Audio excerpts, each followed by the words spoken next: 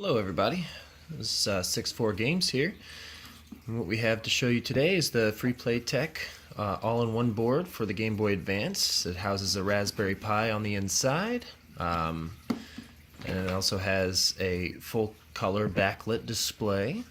It also adds 2 buttons to the Game Boy Advance so you can have emulators for any system up until the Game Boy Advance. So that includes Super Nintendo, Genesis, Sega Master System, Game Gear, all the Game Boys, Game Boy Color, Advance, all that. But yeah, this is just a basic overview, so nothing too crazy has changed. The only thing that's really different on the outside are the 2 buttons here on the back. I've added the FreePlay Zero sticker because thank you, FreePlay, for supplying me with the all-in-one board. But on the inside here, I have 2 1,000 milliamp batteries, I think they are. Yeah, 2 1,000 milliamp batteries.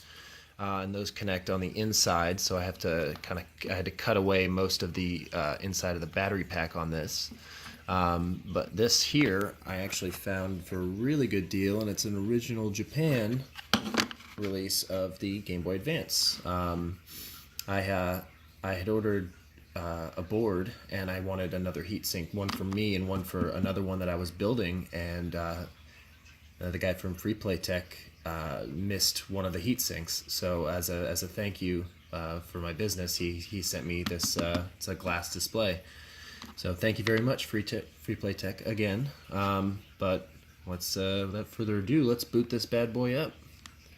So you gotta hold this until the light on the side comes on. It is kind of obnoxious in the dark having this white screen, but I'm not even aware if there is a brightness setting you can mess with. It's probably in one of the menus here, but as you can see, the Raspberry Pi Zero is booting up, and there's the speaker. A little pop from that. I got a loading screen.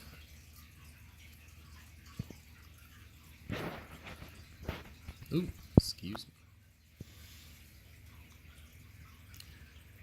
So with this, it does take a little bit to boot up, but as you can see, we're in the game menu now. We got Game Gear, Game Boy, Game Boy Advance, Game Boy Color, Sega Master System, Sega Genesis, Nintendo Entertainment Center. The ports, I think there's like a Hermes or something on here. Yeah, it's just a little side-scrolling platformer. It's not on any system. It's just a PC port. Some little flash game somebody made. You get Super Nintendo, and then you have the Raspberry Pi menu. And you can also go into all games to see all the games, so they'll list them in order. So if there's multiple Aladdins like there is on Game Gear, Genesis, and Super Nintendo, those will all show up sequentially, obviously in alphabetical order according to their systems. But yeah, I mean, you can get in the menus here and pop this down. So right button is your page up, page down on right and left. So going up and down. I'm gonna pick something better than that. So axle A. So we have axle A selects, and this power button, this power switch, it actually acts as a hot a hot button. So if I were to, there it goes, if I were to hit that switch and hit that, it would bring me into the emulator menu, and to get out would obviously be hit that switch again and hit that, and then it brings you back into the game. Another quick feature is the reset, which is that button plus B, and it resets the game. And, I have another thing to add actually for that that hotkey that I was telling you about for the switch down here. You can go into any game you want on this menu. Just go ahead and finish the Batman and Robin. But this will allow you to do save states and load states. So save state will be the right bumper, and load will be the left bumper in here. So let me a little bit. All right, so we have Adventures of Batman and Robin. And game start. So when the game loads in, I'll pop in a save state. So what will happen is it will save down in the bottom. But just play the game as normal. Okay, blah, blah, blah. But when you want to load, you go ahead and hit those two, and then it brings you back to your save state. But yeah, last minute update. Again, I said Nintendo Entertainment Center. I meant to say Nintendo Entertainment System and hotkey. Yeah. So I mean, it did. It comes preloaded to where it automatically recognizes each of these buttons for all the emulators. But yeah, so maybe you gotta hit start. I don't think I've played this in a long, long time. Oh yeah, I forgot about this.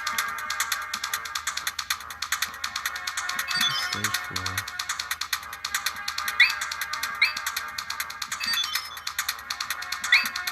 Arms installation is complete. Good luck. Well, here we go. I mean, you can start playing. I mean,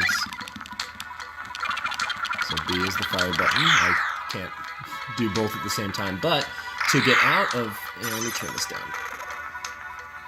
So the sound works really well. It's actually kind of boosted from what it is on any other small device. But to get out, you hit that and start. So hit that and start, and it brings you back out to the menu. And while you're in the game menu, you can also go left and right, which brings you through all the other menus. So here, like I said, Game Boy Color, Nintendo, Game Boy Color, Nintendo, Super Nintendo, Mega Drive. So it tells you which games are for which system, so you don't accidentally go into the wrong game, or then you gotta wait and get out and exit the menu and all that. But yeah. Oh, there's also a last play. I did not see that in there, but okay. But yeah, that's pretty much it. I mean, you can pretty much find anything you need for game-wise on the internet. But other than that, like that's pretty much it. Just scroll through the lists. These have 16 gigabyte cards, so you can house all these systems in here with all their games pretty easily. I think you're left over with 2 or 3 gigs. But again, a shout out to FreePlay Tech. Check them out at freeplaytech.com if you're interested in any accessories or anything you may need for this. But yeah, just to turn it off, you hold it like you did before to turn it on, and then it goes into the kill screen. All right, y'all take it easy.